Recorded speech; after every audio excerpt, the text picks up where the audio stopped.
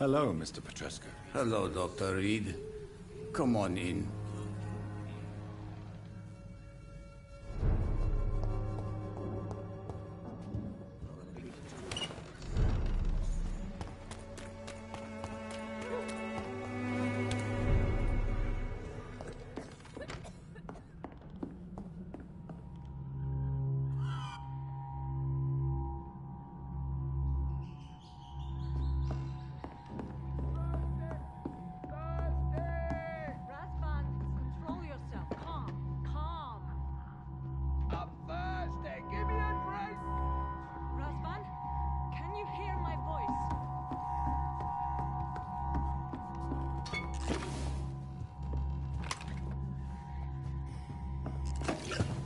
I need help!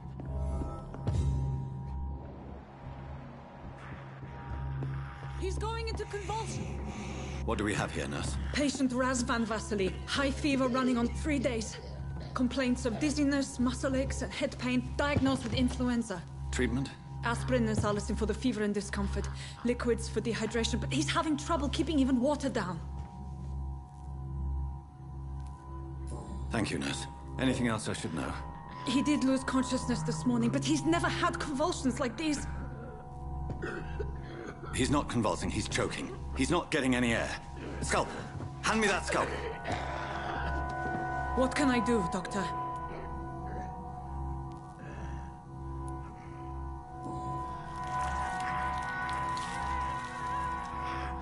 I need to perform a tracheostomy. Short pipe. That rubber tube will do. We're going to cut a passage for air through the neck. Yes, Doctor. He's breathing again, but he's coughing up blood. Internal hemorrhaging. I need to make another incision into the chest cavity to drain the fluids from the lung. Prepare another tube. A thoracostomy? Doctor, we've nothing to fight the infection. We need an aseptic environment. Don't question me, nurse. I need a drain. Now. Yes, Doctor.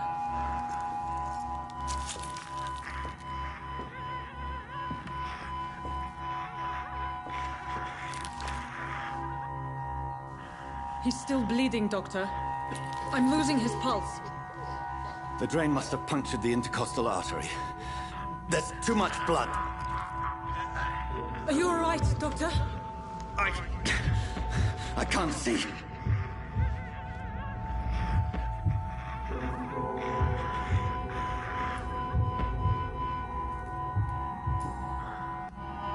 I must first suture the artery. Find the wound. The source of the blood. Needle and thread, Doctor. Good. The stitches are holding. How's he doing? We're losing him. We've lost his pulse. He's dying, Doctor!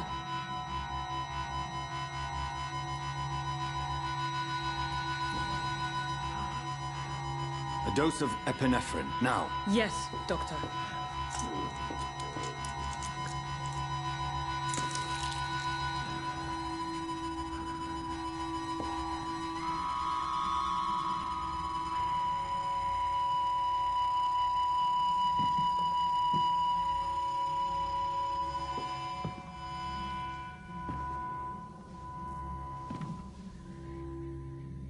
We've lost the pulse.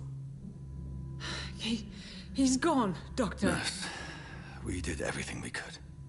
Yes, I know.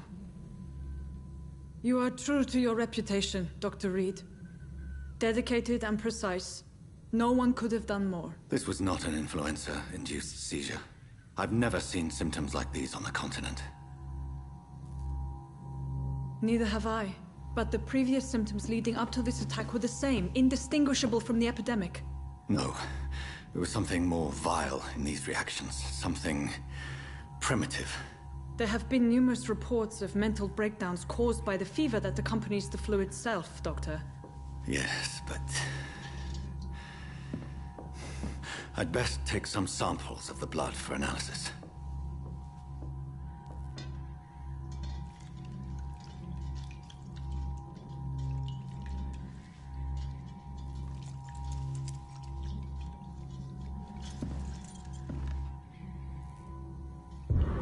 doubt you're here to test my bedside manners.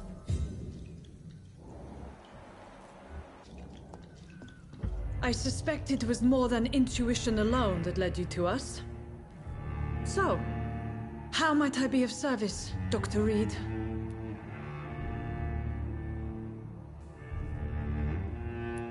I've come to put an end to this insufferable blackmailing, Dorothy. Doctor, you think your warnings scare me? I've stolen and plied, blackmailed and lied, but what else am I to do? I'm all these people have. But why Lady Ashbury? Why her, of all people? She's pristine and proper, all right. But that she-wolf in sheep's clothing murders the poor for sport. I have her where she belongs, and I'll milk her for all she's got.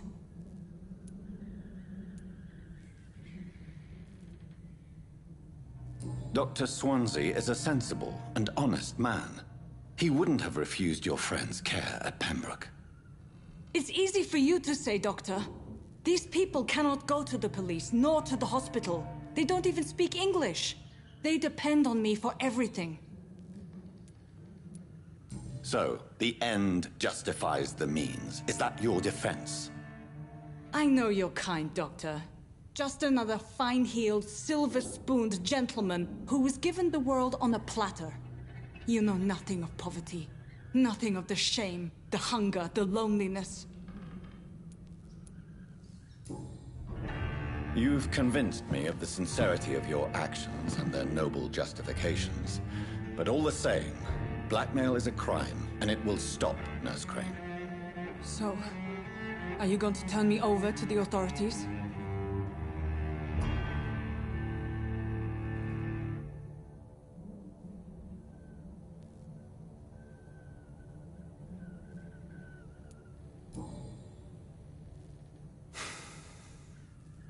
No. Your place is here.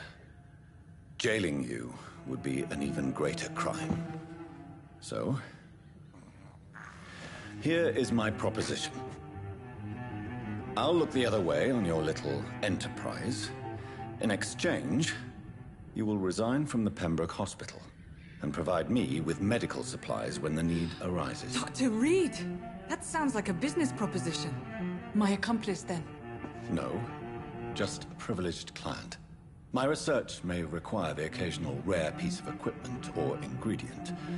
I'll pay good coin in exchange, fair and honest, to help finance your noble endeavors.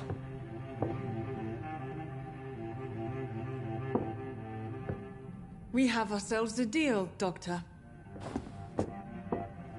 Good customers are always welcome. Yes, Nurse Crane. We have a deal.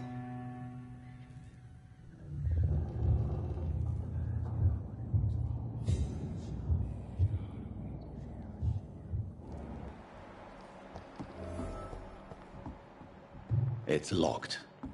I cannot enter.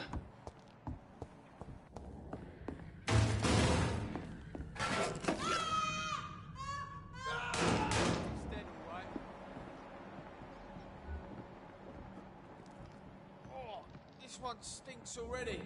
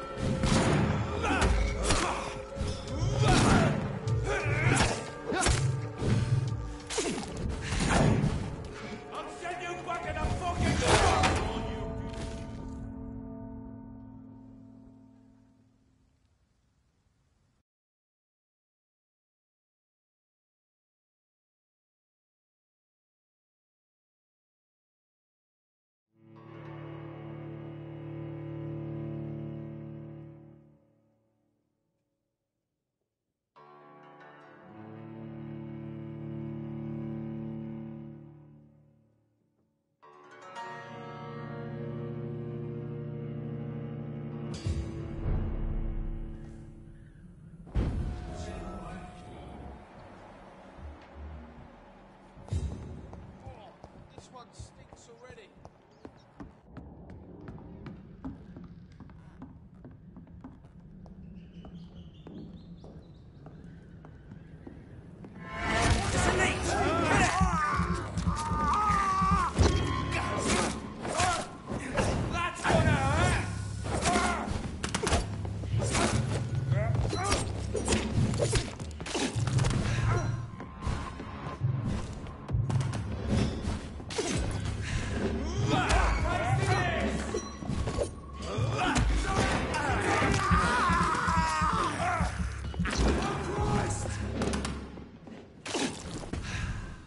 Take a breath of this!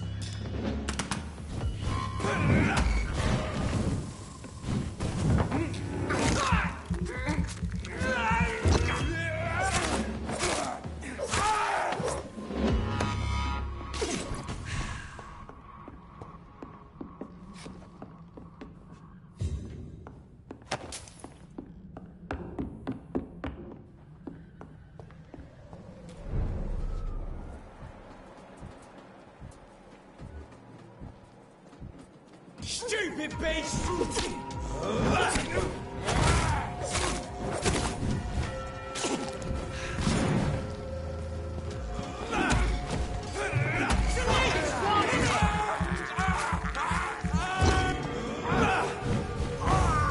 Fuck! He's dead! Kill you!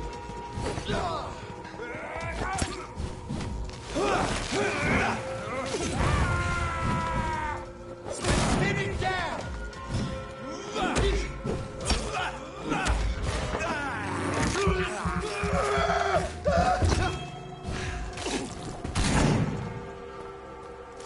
Oh my, vermin!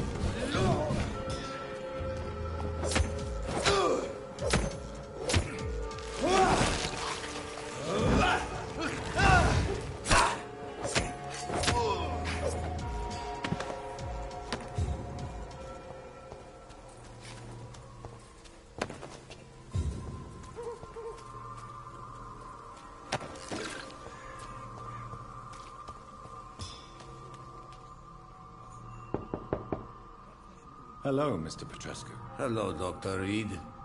Come on in.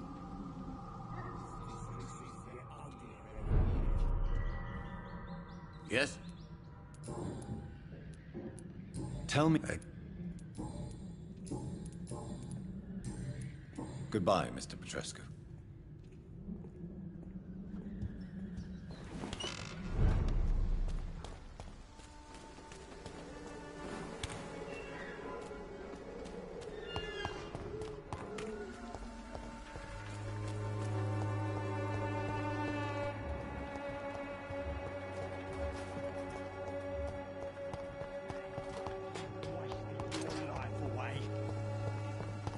Me? I'll not die in some piss-stinking alley reeking worse than a week old.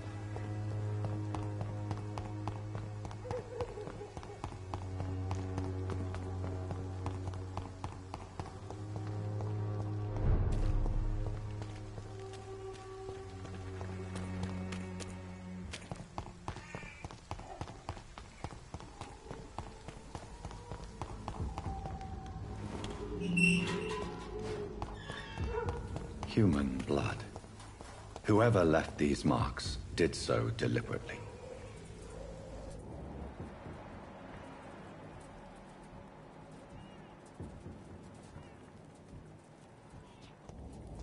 Kill him, boy!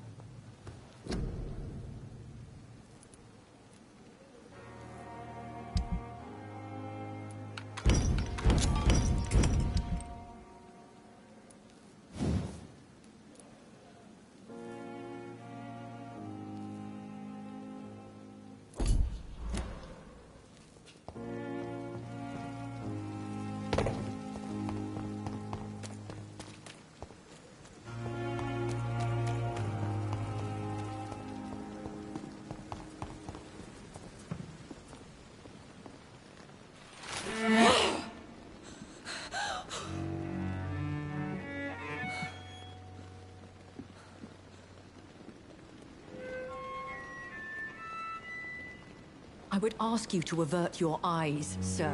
Or did you not know it was rude to stare? I knew it. Speak up, Dr. Reed. I like a man who speaks his mind.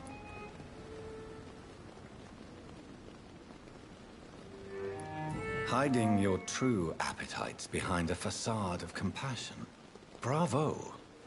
Very clever indeed. Spare me your sarcasm, Jonathan. You are but newly born in this world.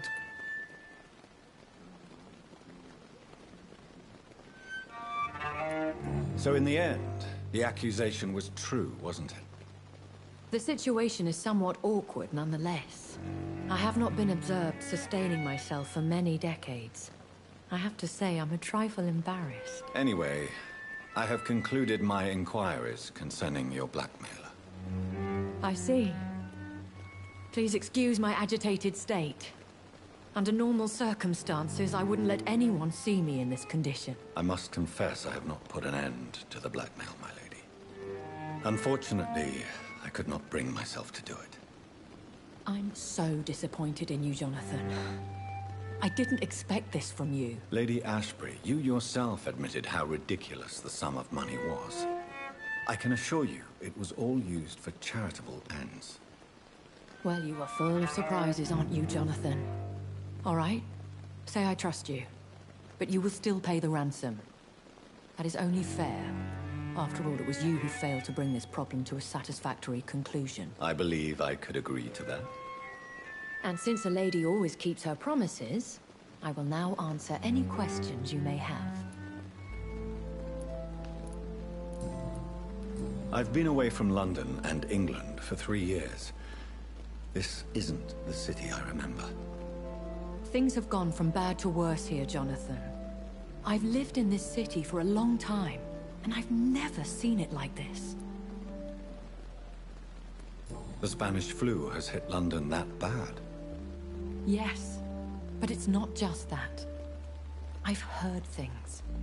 Things I've not heard for a very, very long time. There are whispers in the shadows. Something far worse than the Spanish flu is here in the city.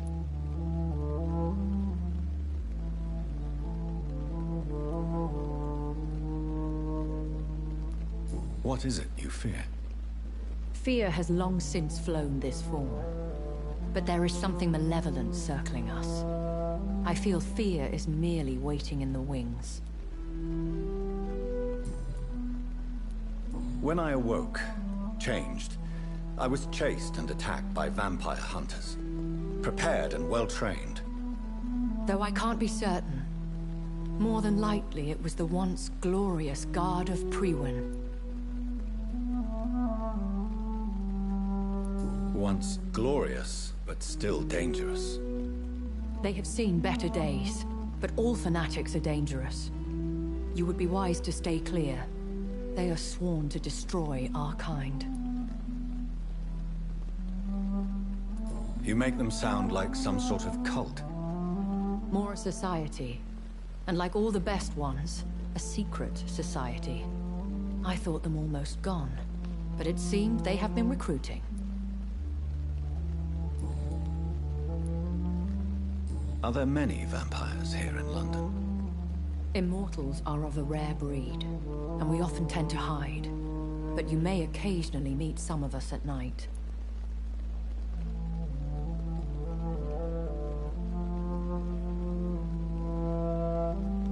Will they all be as affable as you, my lady? I do not see why not. But remember, even the shark smiles before he bites. That sounds like a lesson from experience.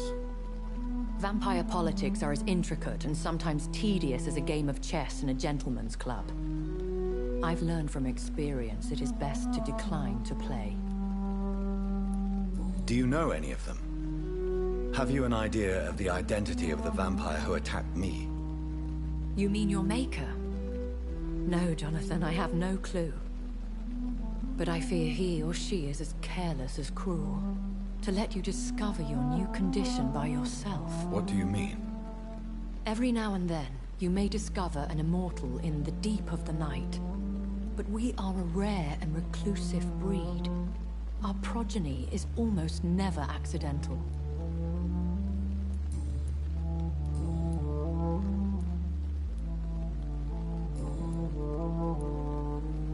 Why does Dr. Swansea allow you to feed on the patients of the hospital? Dr. Swansea is a good and compassionate man. He is trying to find a solution for our hunger. Until that happens, he is clever enough to understand that I only feed upon the dying. What do you know about this Brotherhood of St. Paul's Stole? The Brotherhood is well known amongst London vampire society. As long as our kind is discreet, and as long as they do not interfere, we have come to a mutual understanding. And no one suspected you of the murders? As you well know, suspicion has recently fallen on me of killing for pleasure. But you have my word, Jonathan. I take no pleasure in taking a life.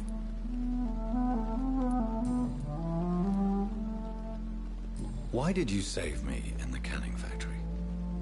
I could hardly stand by and watch such a promising young blood as yourself be torn to shreds by some gutter scowl. What type of vampire is a Skull? Not a true vampire. The deformed offspring of lesser vampires.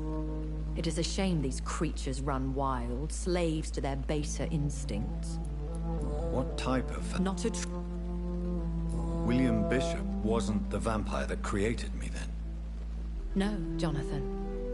Whatever their strength and demeanor, Skulls are the progeny of careless vampires. It cannot be the other way round. I know this is beyond the pale, but may I inquire your age? Really? And I thought you were gentlemen. If you must know, I'm 27. I've been 27 for a long time now, and 27 I shall remain.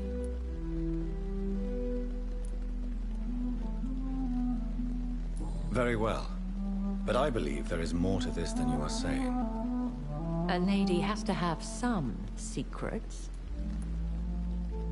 And who bestowed upon you this eternal youth? My maker. He left this isle a long time ago.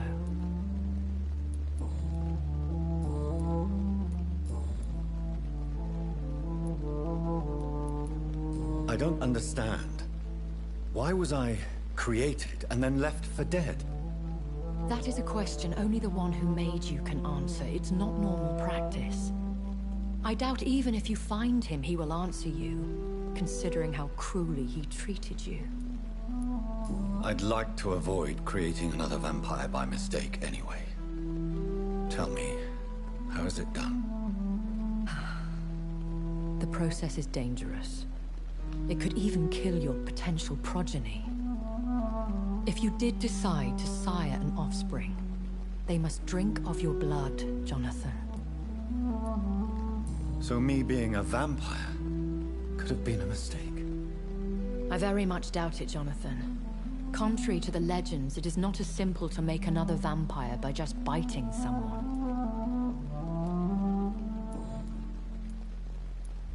A vampire? Is that what I am? What we are? Such a crude word, defined by penny dreadfuls and drunken hacks. No. You are now an Ekon, and that you shall remain. So we are Ekons. How can I identify us amongst other vampires? How to put it? All Ekon are vampires. But all vampires are not Ekon. We are but a branch of the immortal tree. Are you an Ekon too? Yes, I am. We are the closest thing to what man refers to as vampires. Forget what you think you know about us. I've been hearing a voice talking in my head. Is this some kind of insanity? It feels like the voice of the vampire that created me. Hush. Tell no one this. It would be unwise to talk of such things amongst British immortals. Speak no more of your maker. How could this cause offense?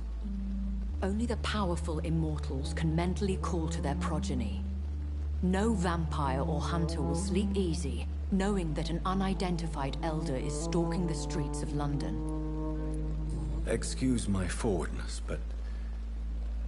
are you my maker? Me?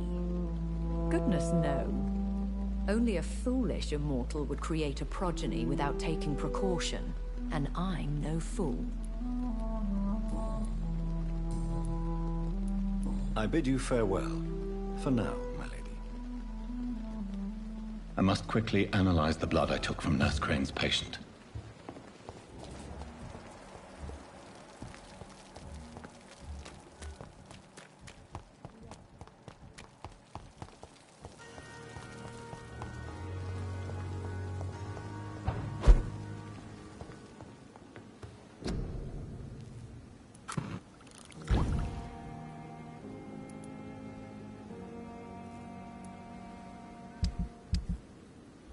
Razvan Vasily was infected by Spanish flu, but also has the highly unstable blood of the Scowls.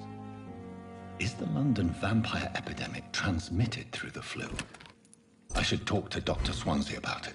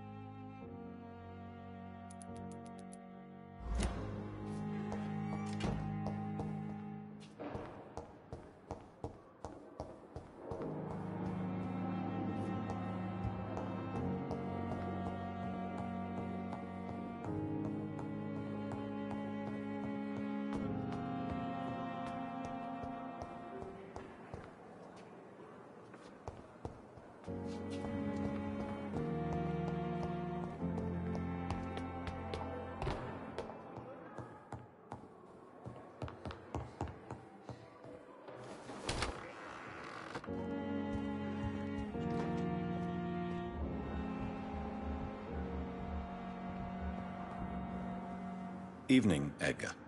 Could I get your professional opinion? Please speak, but I have something important to tell you. This strain of flu, it's very different from the one I saw in Europe. It's downright peculiar. Really? What makes you say that?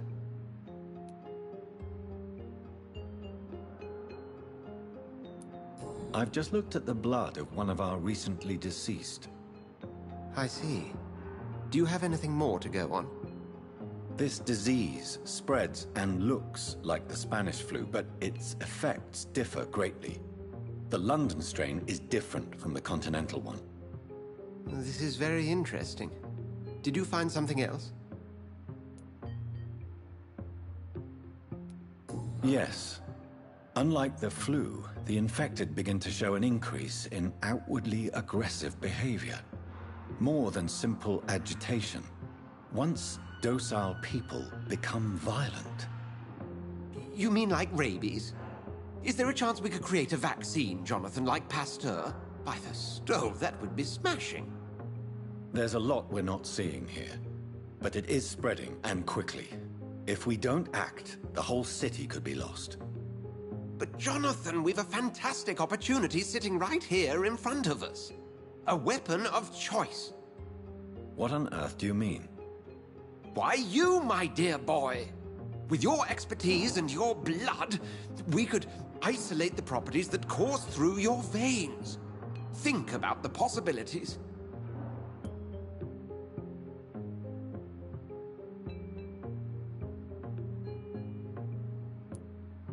But the risk of infection using vampire blood could compound the situation.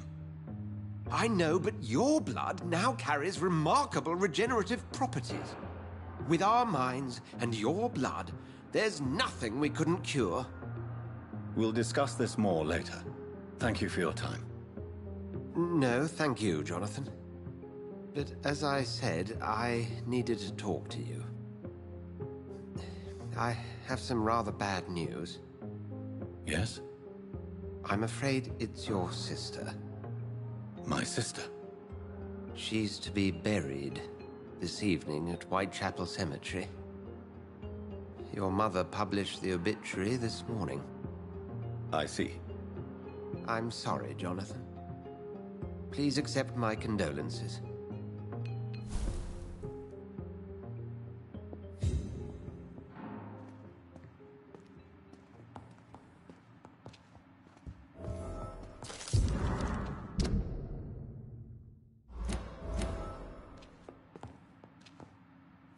I need to talk to you, Edgar.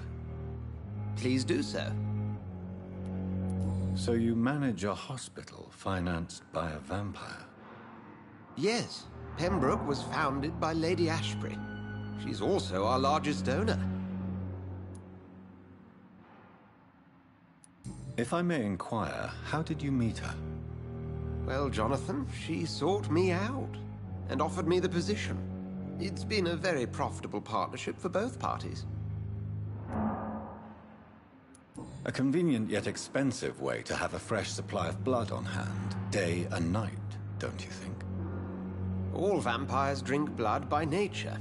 Me, I praise the lady's exemplary moral fiber. Nurse Crane will not be returning to Pembroke Hospital. Oh, really? Did something happen? She seems such a very capable woman.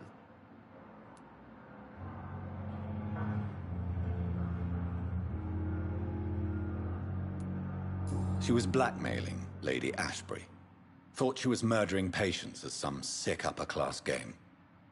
Nurse Crane was playing a dangerous game. She's lucky Lady Ashbury abhors violence. Do you know anything about the vampire hunters in the East End?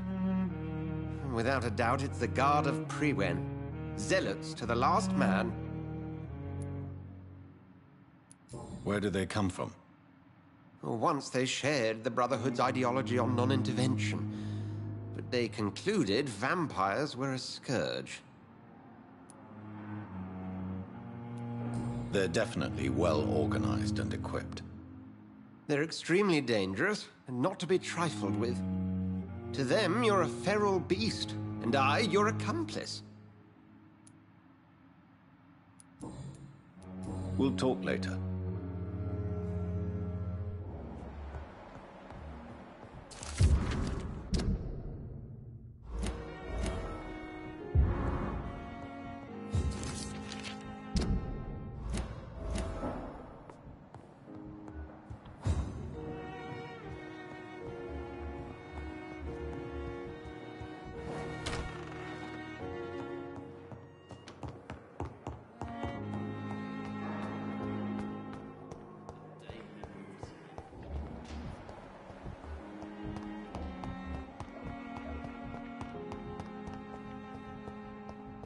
I never thought I would have to attend my murdered sister's funeral. Mary, I can't forgive myself. I'll find the truth about what happened to us. I swear. Good evening, Dr. Reed. Such a pleasure to see you again. Tell me the truth about your appointment as a medic during the war, Rakesh. The regiment administration appointed me by mistake. I had to learn the job on the spot, sir. Very hard, sir, but I rose to the challenge.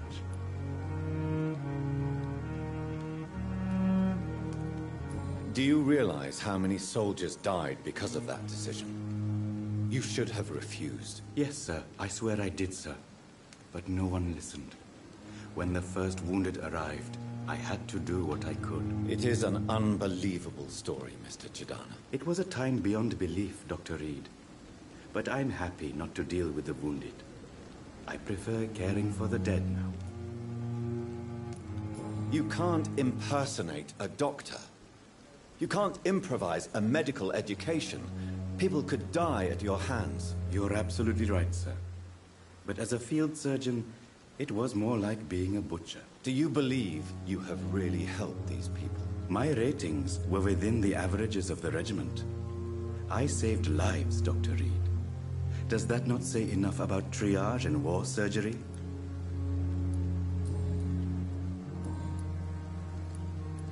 Please show me what you have to sell. Of course.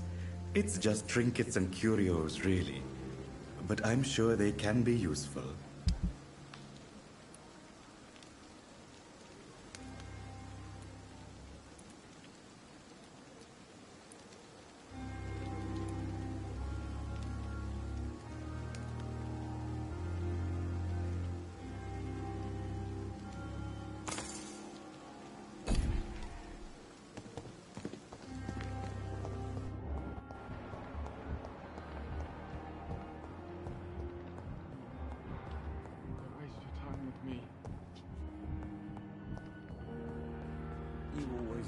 Good evening, Dr. Strickland. And good evening to you, Dr. Reed. Can I be of any help? Tell me, Thoreau, What's the real cause of your dislike for Dr. Ackroyd? He refuses to admit that your blood transfusion technique is the only way to save Mr. Fiddick. I'm convinced we must use it. What Dr. Ackroyd really said is that you lack the skill to perform this operation efficiently. Is there anything you have to say about this? It's a false conceit. Dr. Ackroyd secretly envies your reputation. His jealousy blinds him. I'm not the real target here.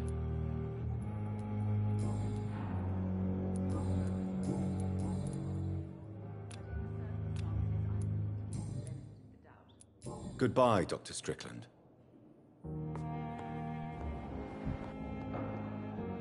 I'm quite busy right now, Dr. Reed.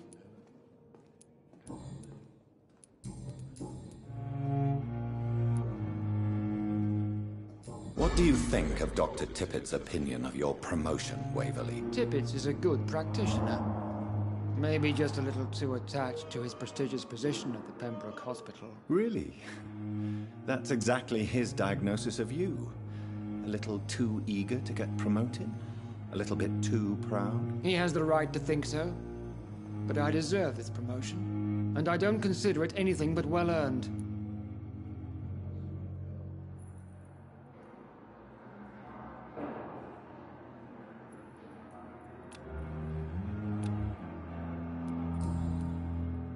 Thank you for your time. We'll talk later.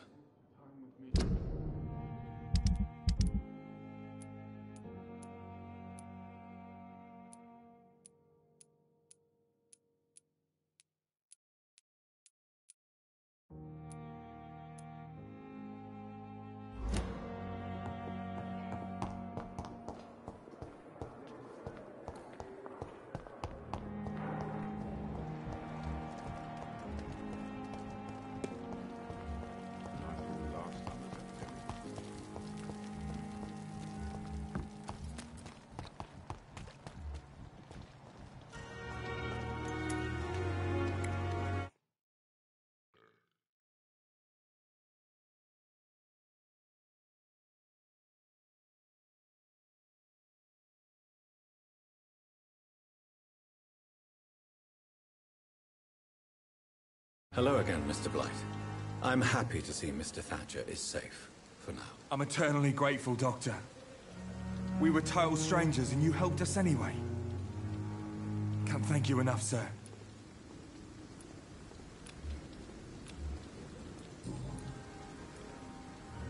Why do you stay here now that Mr. Thatcher's back? It's complicated. Since the war, Oswald's been really nervous with the idea of entering any hospital. And me, I've got my own issues. Can you speak about them? Rats, sir. Even seeing one, they turn me. Just want to run. It's that fear that stopped me from going after Oswald when he left. You are always welcome at the Pembroke Hospital. As a former officer, I'll be honored to welcome a fellow veteran. I'm not giving up on bringing Oswald back to the hospital. I just need to convince him that he needs some help. Perhaps he needs to reach that decision by himself. Could you speak to him? He doesn't usually listen to doctors, but perhaps because you've been through it, you can talk him round. What can you tell me about the war, Mr. Blight? If you want to speak about it, of course. War was... well, you know, sir. The stench of death everywhere. Your mates lying bleeding in the mud. Just praying to make it through and get home. Bloody nightmare.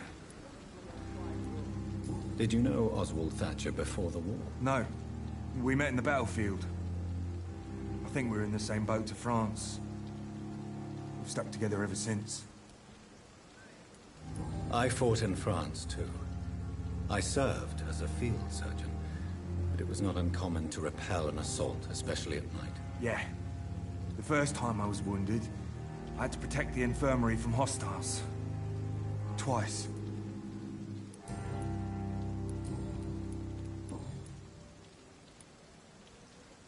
What caused your phobia of rats, Newton? It happened last year following an artillery attack. I was trapped for 2 days in a hole under 2 dead soldiers. And there were rats. Go on. It started eating me as soon as I dozed. Gnawing at my ears, my fingers, lips. Couldn't move. Couldn't call for help. I see. No, you don't. You have no idea what it is to wake up buried under bodies.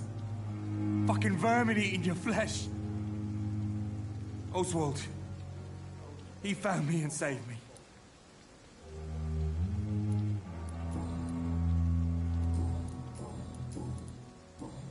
Goodbye, Mr. Blight. Take care of yourself.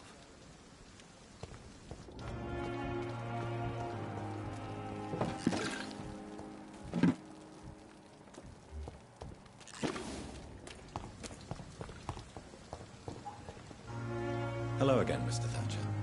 Do you feel any better now? Yes. This neighborhood may stink of dog shit and reek of piss, but to me it smells like the purest mountain air. Mr. Thatcher, do you have a job? No. Since I came back from the war, I spent most of my time and energy just trying to forget. I understand what you mean. I was a soldier too. No. Nobody can truly understand what I've gone through. Why were you locked in that sewer? What happened?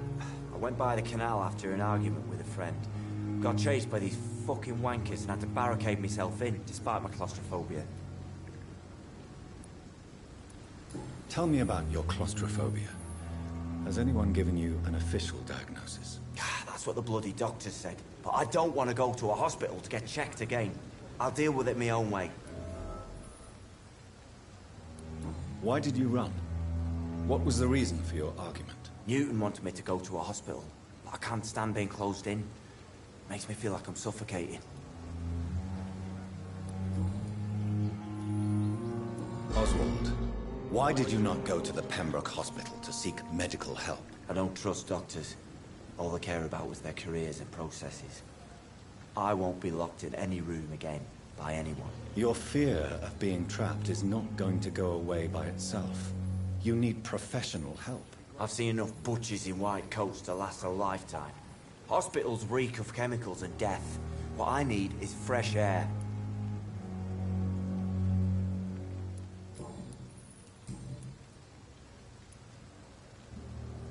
Do you want to talk about why you have this fear of being enclosed, Mr. Thatcher? No, I really don't.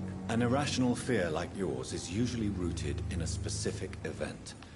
Perhaps it would help to talk about it. Well, Doctor, take a guess then, if you're so interested in my case.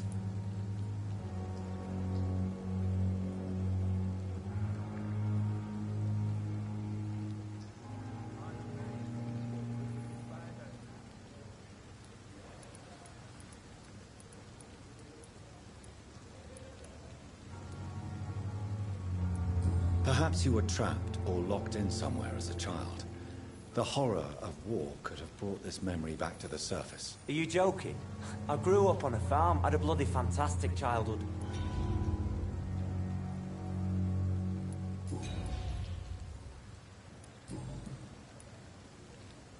Do you need medical attention? Don't get me wrong, sir. I'm grateful for what you've done, but I've never felt comfortable with doctors. I'm certain you have your reasons. But let me assure you, I'm not like other doctors you may have consulted with. It is true. You risked your life to save me, after all. It would be impolite to refuse your counsel.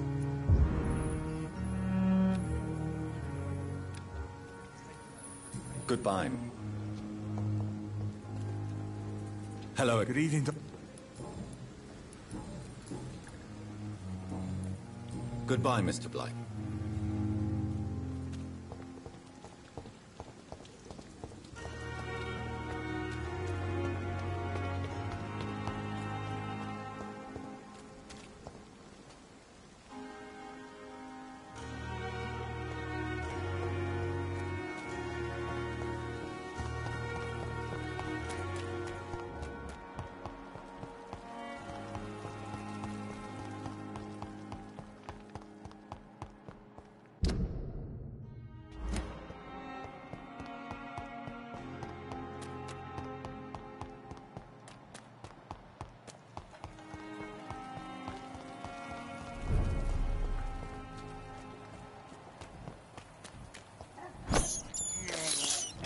I have this thirst for blood.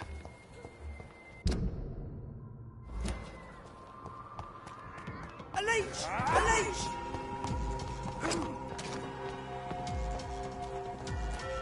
You're mine! Inhuman! Kill it!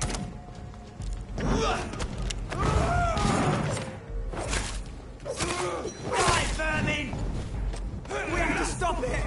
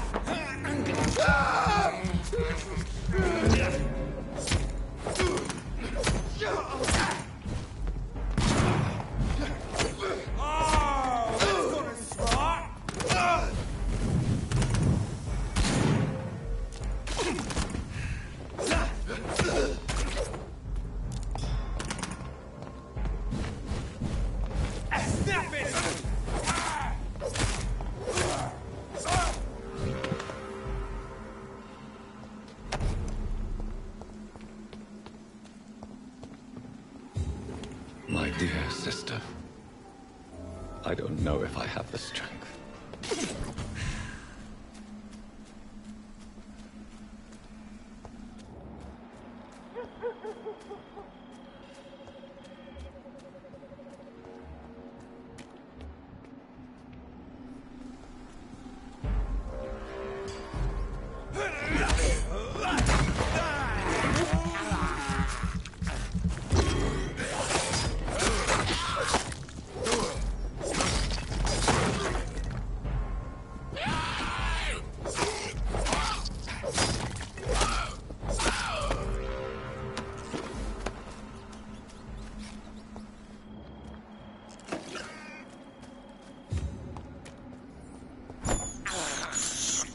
I can't believe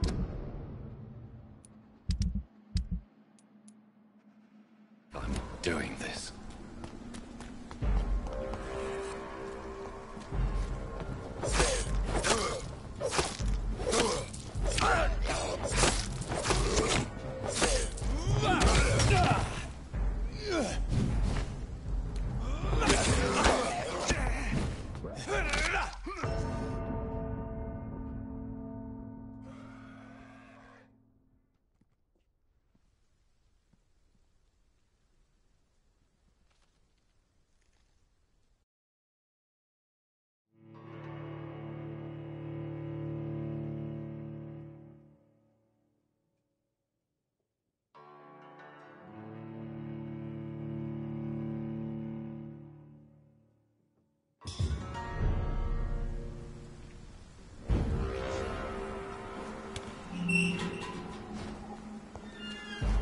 He's mine!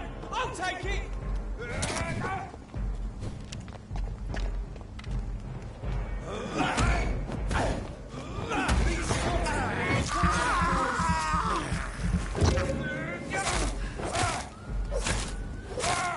Watch it! It's a killer!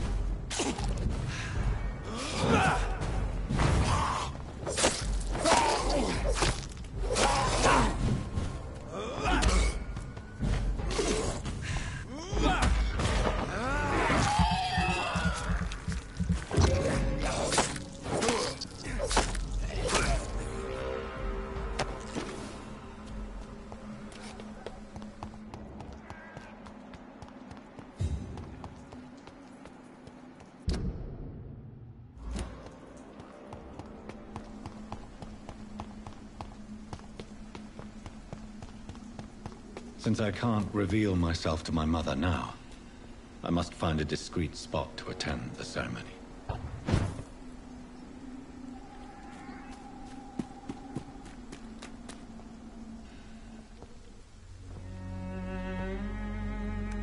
I am the resurrection and the life. He that believeth in me, though he were dead, yet shall he live. And whosoever liveth and believeth in me shall never die. We commend unto thy hands of mercy, most merciful Father, the soul of our sister departed, and we commit her body to the ground. Earth to earth, ashes to ashes, dust to dust.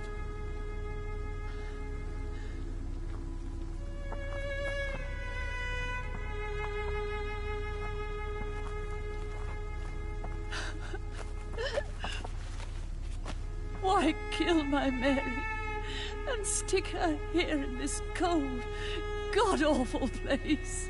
These are the legal requirements for the epidemic, madam. Oh, Avery, I feel so tired. Please take me home. Yes, madam.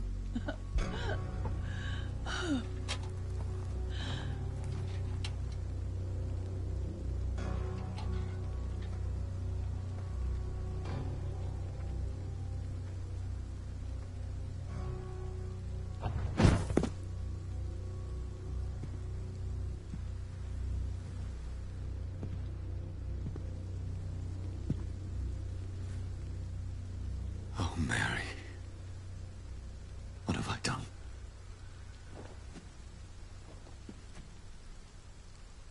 If I could only change one thing. One thing. This is a nightmare. Jonathan, there is nothing you can do but accept it.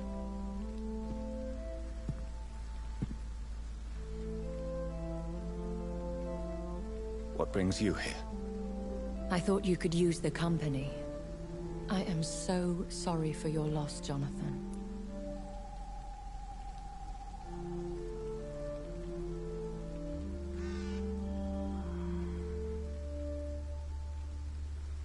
She was a good person. Vibrant, full of life. She was kindness incarnate, my Mary. You're a good person, Jonathan. And a young Ekon. A newborn cast into the night without so much as a candle to guide your way. She had been scouring the most dangerous parts of London in search of me. And it led to her death. Jonathan, don't. I still hear her last thoughts. They echo in my head.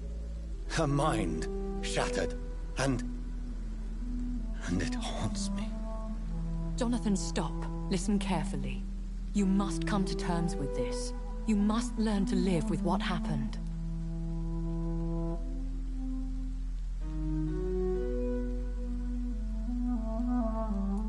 How is it possible? Tell me. Is it so easy to take a life every night, and then just smile and nod at those you spared? Don't you see? You're doing the work of our enemies, feeding your remorse. We are weakest when we grieve, and the guilt blurs our senses. And so this is why you're here. To warn me. You felt this pain yourself. You too have endured this. I don't want to lose you, Jonathan. I've lost so many friends. Loved ones I cherished. Pray for Mary's forgiveness, if you must.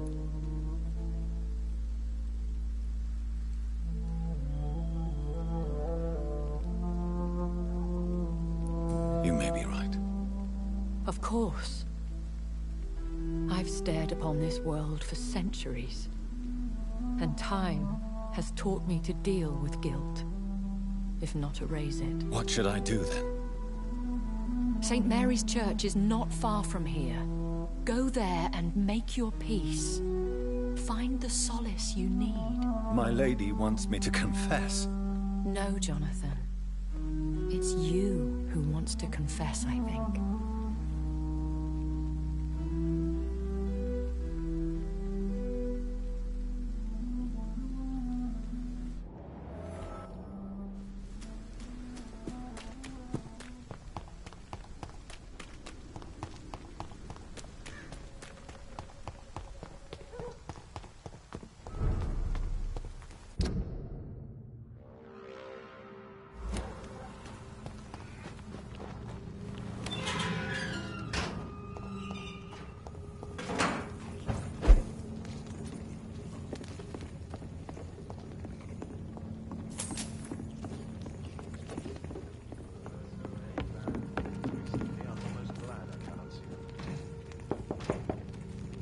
Hello, sir. Sorry to disturb you at this hour. I'm a doctor inquiring about the epidemic. May I come in? A doctor, you say? No, thank you. All right. I shan't insist. Goodbye for now, sir.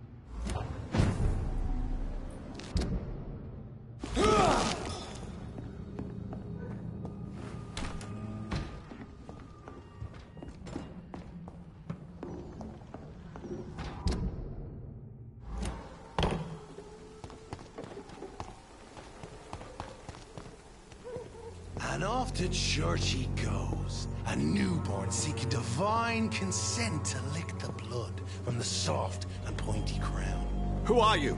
Make yourself known. Newborn, you reek of guilt and pointless compassion. Shed your skin, forget your old weaker self. What do you want from me?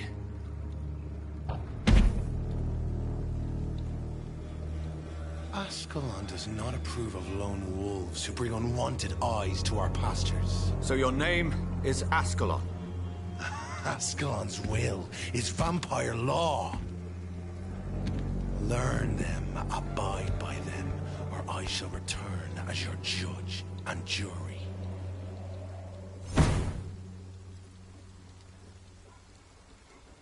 These immortals try my patience with their plans and unsolicited counsel.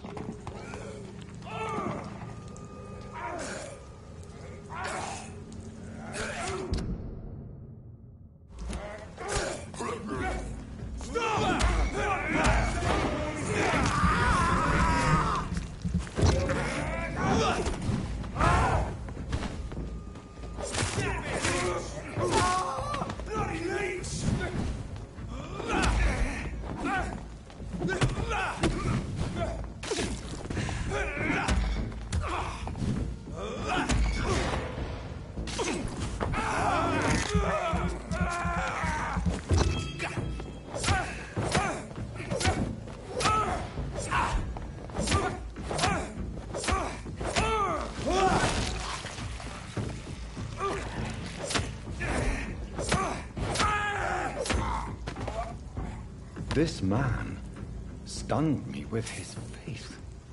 His crucifix. This is not good news.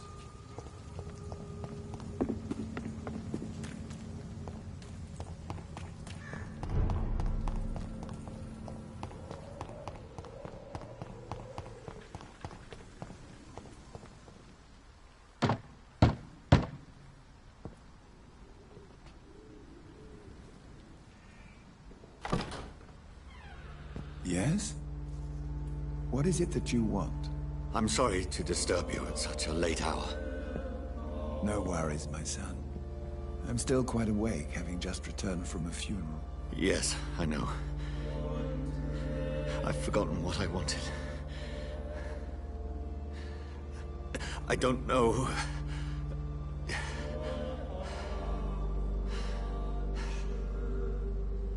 May I help you, child? You seem somewhat perturbed. I haven't the strength to cross the threshold. I wish to pray, to cleanse my soul. The church is shut by order of the bishop. But I'm still the vicar of St. Mary's, if that is any use to you, my son.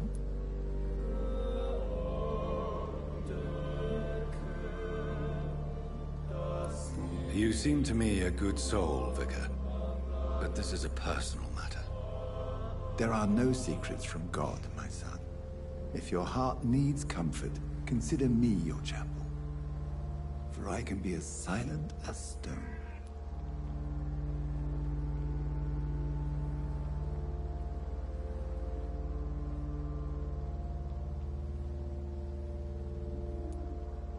I've words for one departed. They're not for living ears to hear. Your eyes burn with rage, yet I see the pain that lies beyond. I am here to lighten the burden of all God's creatures. Whatever you tell me is between us and the Lord. Very well, priest, as you seem quite adamant. Open your heart, my son. Tell me what burdens you. With whom do you wish to speak?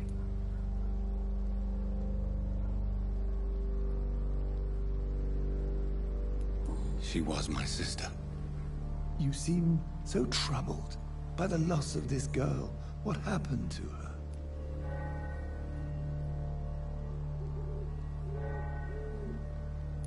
She was murdered. I see. And how are you feeling, my son?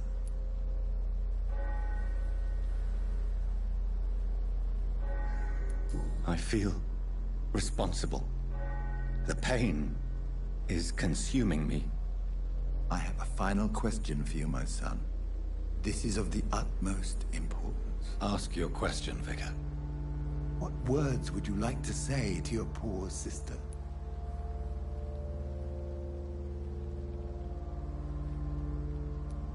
I'm so sorry, Mary. I promise to find who is responsible for all this. I'll put an end to this horror. You have been heard, my son, and your burden will lighten if your words are sincere. Go in peace now, and live your life in the way she would have wanted.